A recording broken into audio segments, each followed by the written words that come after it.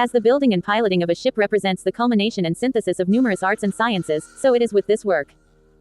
And yet, as the building and launching of a ship is just the beginning of the journey to explore new worlds, so it also is with this work. The Black Ship is an advanced work that requires and assumes experience in the magical arts and maturity in the principles of the left-hand path. And yet, it is also barely an introduction to the work that it describes. The greater book is divided into 4 lesser books.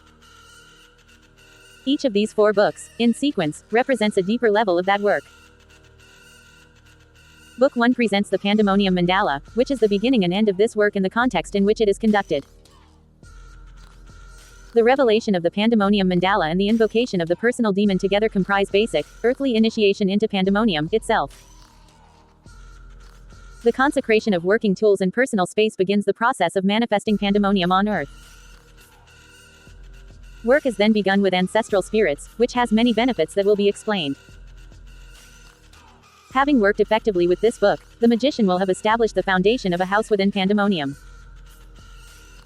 Book 2 concerns the royal blood of chaos, its origin, nature and cultivation. As ordinary blood is to the biological life of the animal body, so the royal blood is to our spiritual life as demonic beings. Book 3 concerns transmogrification. The practices given here further the reconfiguration of the psyche and aspects of being in alignment with the personal demon, opening the way for more of the demon to come through and manifest in the experience and direction of life.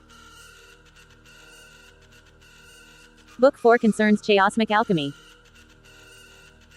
From the transformation of human society into the sovereign company of Pandemonium to the transformation of the quality and substance of matter, energy, space and time, themselves, runs the royal road that leads into the dominion of eternal night, as Daemunkind launches itself into the darkness and establishes Pandemonium among the stars.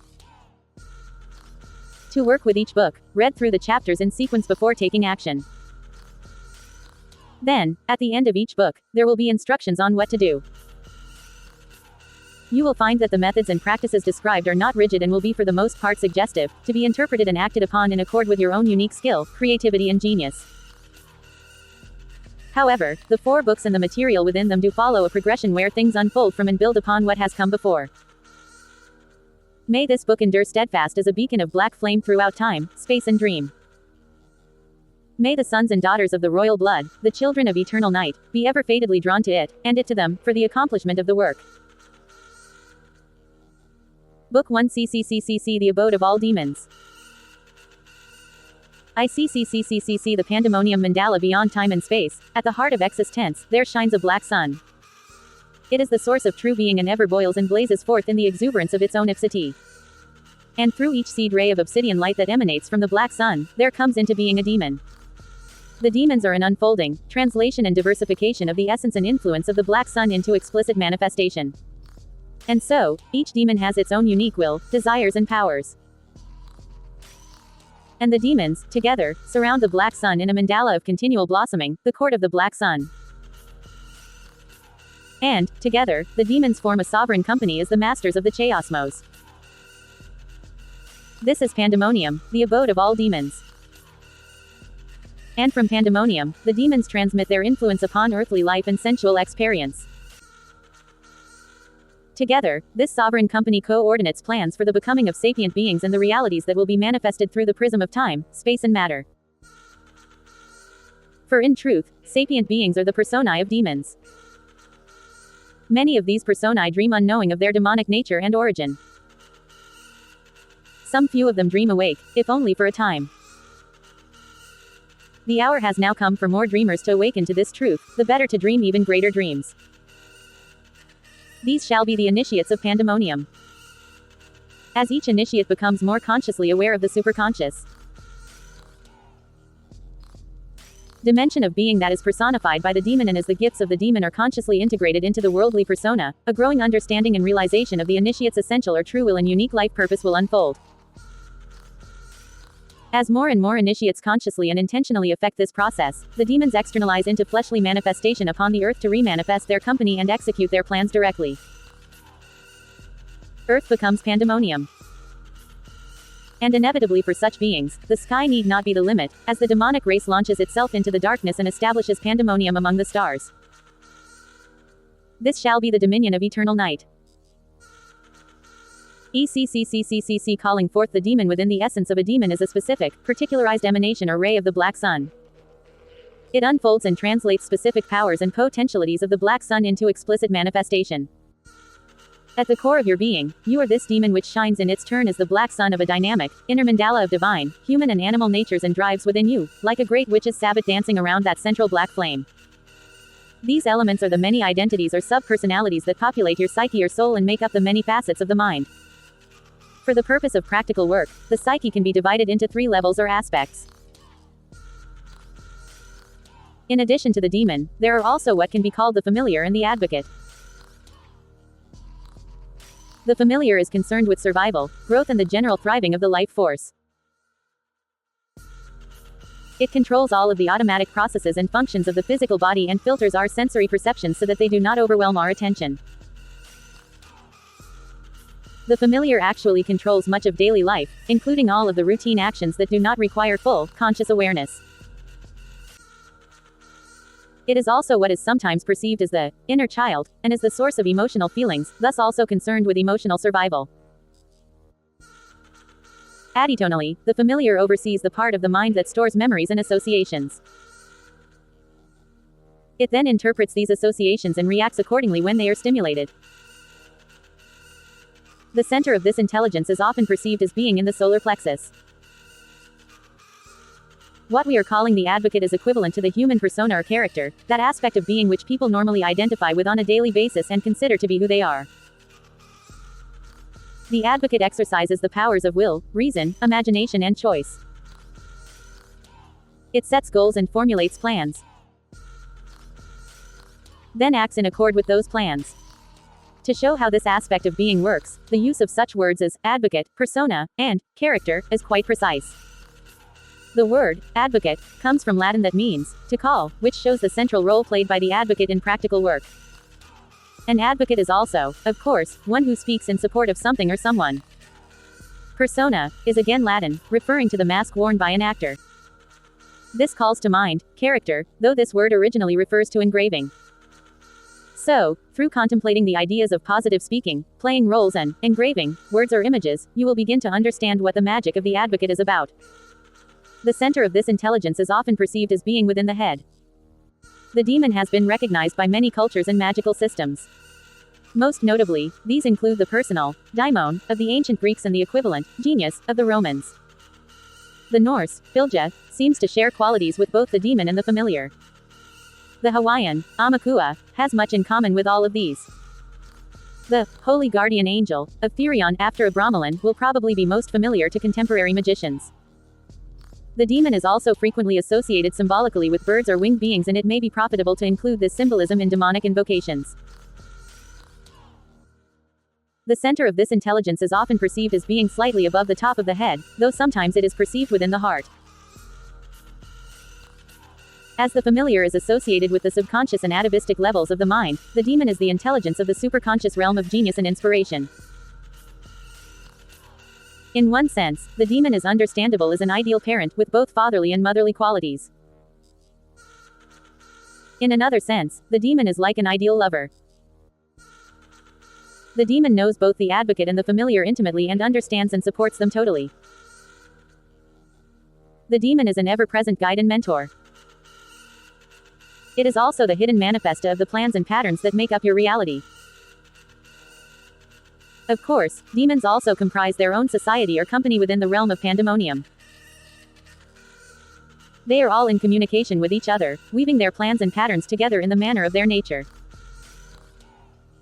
More individuals becoming aligned on the human level with their own demonic being facilitates the manifestation of these plans and patterns upon the earth. The demon is especially concerned with the fulfillment of personal meta needs. Meta needs are needs for nourishment and growth of being that go beyond the physiological and emotional needs of the familiar and the intellectual needs of the advocate. Some essential meta needs are self-actualization, self-sufficiency and wholeness, truth and meaning, beauty, perfection and uniqueness, goodness and justice, aliveness, power and freedom.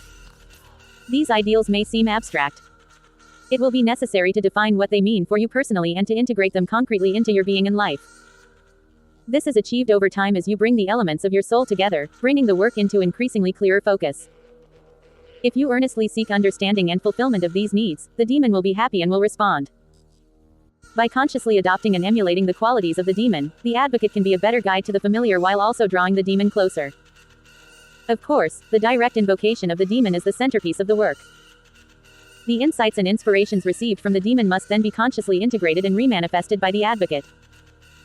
Like iron filings in a magnetic field, the elements of your personality and all aspects of your existence will in time become ultimately aligned to the unique pattern of your demon. Which is to say that they become true and integrated manifestations of you. This great work is what we call demonic integration and begins with the invocation and oath given below. This act marks deliberate rebirth into the demonic race. The basic process is as follows, but maybe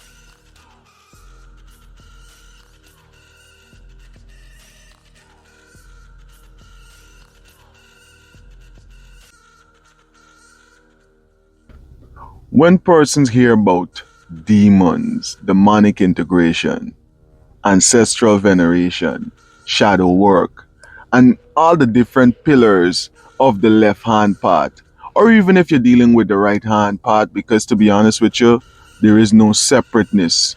All things are connected. There's only one going on right here. The numbers, separation, you being separate from any power that you're trying to access and all of that stuff. As you understand things on different levels, you start to realize that you're dealing with oneness and there's an illusion of separation that a lot of persons need to move beyond, allegedly, to make their magical power, for lack of a better way of defining it, or their abilities to access their own present divinity move to a whole different level. Because when you start to realize that you are all right now, then you start to think of whole different and unique ways to access this all that you are. You start to realize that you have unlimited potential energy and not just predefined kinetic ability, meaning it's not something that is limited and you limit it with your human perspective or your human thought, and there's no you or me. I'm just speaking like that for you to understand or for us to have a conversation, because ultimately there is only one. When you understand that, then now you could start to get into demonic integration without having a fear, without having a timidity about what you would be engaging in. And that's exactly what this book does. You just heard the first part of it, where it's getting into explaining and giving you the insights as to what a personal demon is, right? Well, guess what? The rest of it now, as we continue with this book, is going to give you the insights as to how to connect right now, if you're serious, because I don't got time for talk to persons who are not serious about their work and about their present divinity. If you're there on foolishness, keep it pushing. I don't need you here. I don't need you to subscribe. I don't need you to view nothing. I don't need you to do nothing other than just stop the video right now and leave. Because I only want to talk to serious people. Because this is serious business and not for dibble and dabblers. As we progress right now, you're going to learn exactly how to tap into your present divinity, aka your own personal demonic energy. And let me get into the scholarship right now as we go through this book, The Black Ship. Let's have a conversation in the comment section as well. What do you think about it? Is it a book that you enjoy? Did you read it before? Would you like a copy of it? Let me know in the comment section.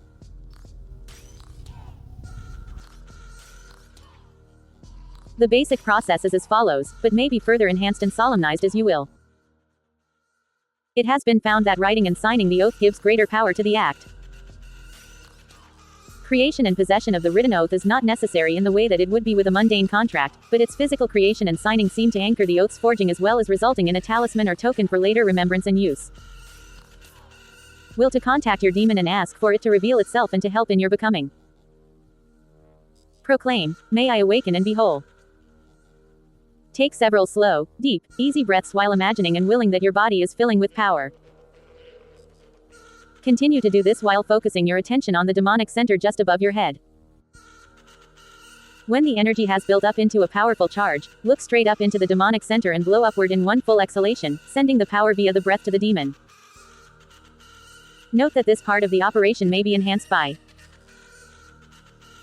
simultaneously burning some of the incense of a bromelain, the recipe for which is given later in this book. Speak thus to your demon. Demon, who are you and what is your will? I would know the mystery of myself. Take a slow, deep breath and relax. After a moment, you will likely feel a return flow from your demon.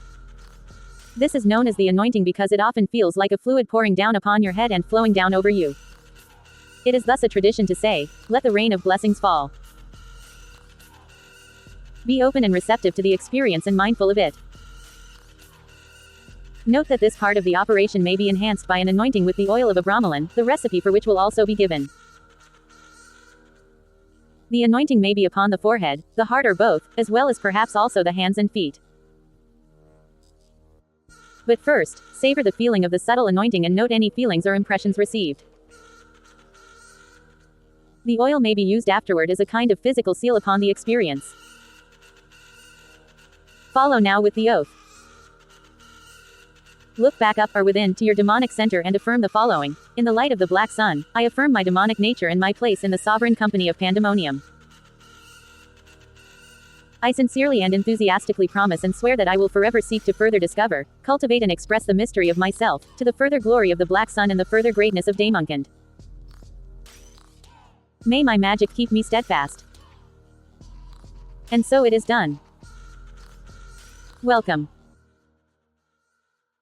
ECCCCCC tools and formulae. Here, we now speak of tools and formulae for extending the work. It is understood and expected that readers of these books will be practitioners of diverse systems and styles of magic and will thus employ diverse selections of working tools. This is very good as pandemonium is a house of many mansions and will require such a multitude of tools in its building. The few common practices and formulae given below will help to loosely align our diverse works with our shared goal. The one thing that will be common to all practitioners is a representation of the black flame of sapience and ipsity. This may be a black candle, the blue flame produced by jellied alcohol, an ultraviolet lamp or any other appropriate thing that may serve. The candle, lamp or whatever object holds the flame or light may be consecrated as any tool by the method given below. The actual flame or light is consecrated by opening a gate to the pandemonium realm. Having already invoked the personal demon to empower the operation, this is done by tracing a pentagram, beginning at the bottommost point and working counterclockwise while speaking the call to open, Zazas Zazas Nasadanata Zazas. You will also need and want to consecrate whatever other tools that you use in your magic to the works of pandemonium. To do so, create and use ritual that incorporates the essential steps that follow. The first step, of course, is to invoke your personal demon to be with you and to act through you for the purpose of consecrating the tool. The second step, as described above, is to light the black flame and open the gate to the pandemonium realm. Next, isolate the tool to separate it from the matrix of the ordinary. This can be achieved by using a knife to cut the tool out of the world like you would cut an image out of a picture. If you have the imaginal vision to see them, you might cut the threads that connect the tool to the world or tear them with your hands. A special knife can first be consecrated to this purpose for use in consecrating other tools. Next, create an imaginal duplicate of the tool from the stuff of your mind. Merge the imaginal duplicate with the tool and by your will have its form and substance be transmuted to your creation. Verbally consecrate the tool with a formula such as this. By the fire of the black sun, I consecrate this tool to works of my true demonic will and to the blossoming of pandemonium. Whatever verbal formula is used, be sure to emphasize those 3 points. The black sun, your true demonic will and the blossoming of pandemonium. Finally, the tool may be anointed with appropriate oils and or passed through the smoke of appropriate incense and then passed through the black flame, sealing the consecration. This same general process may be used, with some expansion as needed, in the consecration of talismans.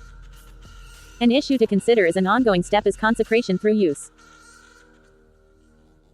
Only use your consecrated tools in those operations that further your own demonic will and the blossoming of pandemonium. Use them often for such and the tools will become more powerful over time. Incenses and oils have a long history in some traditions of magic. They may be used to sense and anoint the body, consecrate tools, hallow space or to bolster specific works of operative magic. For operations that relate directly to the black sun, it may be desirable to burn benzoin as an incense. The use of benzoin has an old correspondence to the pole star. Because it is the axis of the night sky and the mandalic center point of the astrological decans, long considered to be ruled by specific demons, the pole star can be considered an excellent symbol for the black sun, and the use of benzoin as incense can be applied there too. Invocations of the personal demon may be enhanced with the incense and oil of Abramelin. The incense of Abramelin is made up of 4 parts frankincense and 1 part aloes wood, or other sweet wood such as sandalwood or cinnamon finely ground to take 2 parts of storax. The oil of Abramelin, when made from essential oils after the fashion of TION, consists of 8 parts cinnamon, 4 parts myrrh and 2 parts galangal dissolved into 7 parts olive oil. This is a very strong, fiery form of the oil. Those with sensitive skin may wish to increase the amount of olive oil. The rising smoke of the incense of Abramelin represents the aspiration of the advocate toward the demon, while the oil represents the invoked essence of the demon. For operations that appeal to either the hypercosmic realm of pandemonium as a whole or to the manifestation and establishment of pandemonium on earth, one might use an old incense said to draw spirits together. It consists of 4 parts coriander, 1 part parsley, 1/4 part henbane and 1/4 part hemlock. Take note that henbane and hemlock are intoxicating and ultimately poisonous, and therefore use this incense sparingly, with proper ventilation and with great care. An alternative might be to burn mugwort and bloodroot together with a pinch of the incense of Abramelin or a few drops of the oil, depending upon the intent of the operation. To honor the ancestors, as described later in this book, one can burn acacia leaves, gum arabic or both together. A blessing herb such as angelica root might also be added. These are good for general purposes, but it is also a good idea to research the traditions of your ethnic history to find appropriate recipes for an incense or similar type of offering. This leads into the more diverse use of such magical substances for specific, operative purposes. These kinds of recipes and formulae are found in different forms in different magical traditions and systems. One of the pursuits of the builders of pandemonium is to research and experiment with ancestral traditions and other forms of folk magic toward the end of employing them in the service of that work. Oils, incenses, powders and potions used by the individual for purification or blessing, for power and luck, to obtain wealth, ensure victory or to overcome enemies can also be used to further the manifestation of pandemonium on earth. IVCCCCCC taking dominion. The spiritual culture of the demonic race is primarily home-centered. This does not exclude initiatory or magical work in such schools, orders, lodges, covens or other groups as the individual finds valuable, but the role of such groups cannot be other than secondary by nature. There are several reasons for this. The essential reason is the decentralized nature of pandemonium and the mantle of sovereignty that is upon each initiate as an individual. Secondly, your sovereignty finds its greatest and most immediate focus and expression in your own house as the center of your life and practice. Finally, by taking magical dominion of your home, physically, for pandemonium, you further the physical manifestation of pandemonium upon the earth. First, as with all operations, the personal demon should be invoked for assistance in fulfilling the purpose of the rite. This should be done by all inhabitants that participate. Some kind of circuit should then be made of the outside property. Obviously, this is not necessary for apartment dwellers, and how elaborate you want to make this will depend on your neighborhood and conditions of privacy. In any case, the perimeter of the property should be walked, counterclockwise, using a consecrated blade, wand, some other appropriate tool or just a hand or pointed finger to trace the border of the dominion with the intent of separating it from the surrounding environment. Inside, a representation of the black flame should then be lit and invoked by opening the gate with the pentagram as described in the previous chapter and proclaiming, Zazas Zazas Nasadanata Zazas. The gate of pandemonium is opened and the demons come forth. May the black flame ever burn within me as, within my our house, upon the earth and beyond. At this time, the black flame should be taken around the home so as purify and empower each room. If it is appropriate, it may then be taken outside to make a second circuit around the perimeter of the property. Finally, offerings should be made to the spirits of place, both within the home and on the outside property. Cultural traditions regarding the spirits of place are diverse, and you will want to research them and use the ones that resonate most strongly with your house. Whether the spirits of place are thought of as actual entities, as energies, or simply as personifications of the special qualities of the home and the relationships therein, they can be ritually strengthened through offerings and worked with magically. Encourage them to protect the home and its harmony. Invite them to participate in the work of establishing pandemonium upon the earth. Close by declaring that, we have taken dominion of this place for pandemonium, that it may have a foundation upon the earth. So is our house established, and may it flourish and prosper here. So it is done. These are the bare bones of the procedure. You may add flesh to them as you will. The kind of magical oils mentioned in the previous chapter can be added with related herbs to liquid soap and water for washing, and this practice can be incorporated as part of both the initial and ongoing purification and blessing of the home. The oils may also be used to anoint the thresholds or other key spots of the home, talismanic objects placed around the home and property, and also candles for burning within the home. The use of appropriate incenses is obvious. You will also want to create a short form of this operation to reaffirm and maintain dominion as a reality.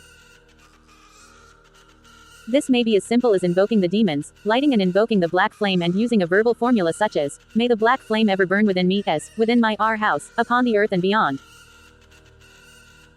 May the spirits of place continue to ward and bless our home and work with me, as to bring pandemonium to the earth. We have taken dominion of this place for pandemonium, that it may have a foundation upon the earth. So is our house established, and may it flourish and prosper here. So it is done. Again, this may be backed up by the use of oils, incenses, candles, and so on as you wish. Having effectively done these things, you will have magically established the space and substance of your physical home as an irruption of pandemonium into the world. Within this environment, you can then begin to work with your ancestors and to enjoy the lesser Sabbath, as will.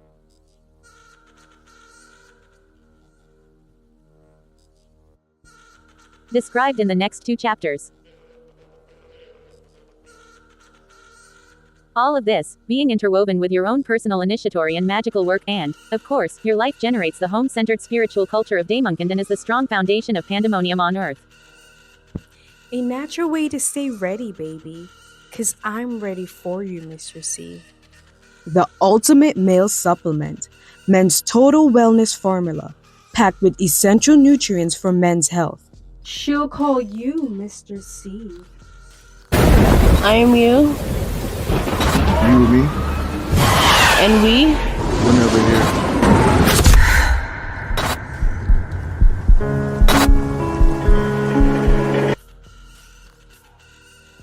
So anybody that's working for the liberation of black people, we need to come together and we need to get out all these small time fights. Because you know the white man has always kicked our ass.